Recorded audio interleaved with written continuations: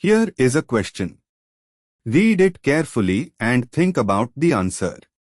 Let us solve it step by step. Let us begin solving this step by step.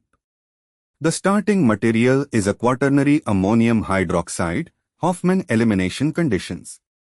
Heating a quaternary ammonium hydroxide causes E2 type elimination, Hofmann elimination, where the hydroxide acts as base and the trimethylamine is the leaving group. Moving on to the next step. The compound is 1-trimethylammonio, 1-methylcyclopentane hydroxide. The quaternary nitrogen and the methyl group are both on C1 of the cyclopentane ring. There are two types of beta hydrogens available for elimination. A.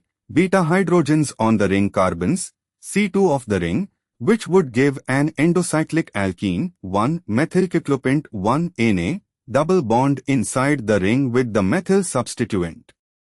B. Beta hydrogens on the exocyclic methyl group, CH3 attached to C1, which would give an exocyclic alkene, methylene cyclopentane, cyclopentane is equal to CH2. Moving on to the next step.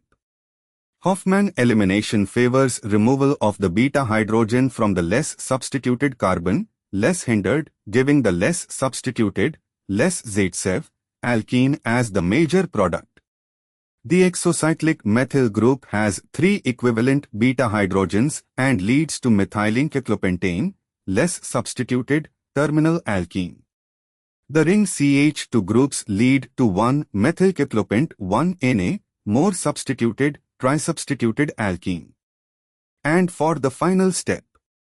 Under Hofmann conditions, methylene cyclopentane, exocyclic, less substituted, is the major product X, 91%, and 1-methylcyclopent 1-Na, endocyclic, more substituted, is the minor product Y, 9%. Option C shows X is equal to methylene cyclopentane, cyclopentane is equal to CH2 as the major product and Y is equal to 1-methylcyclopent 1-Na, cyclopentene with CH3 as the minor product. This matches perfectly. Why other options fail?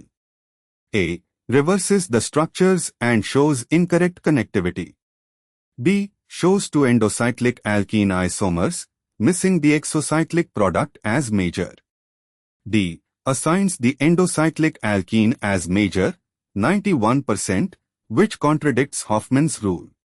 Therefore, the correct answer is C. Therefore, the correct answer is option C.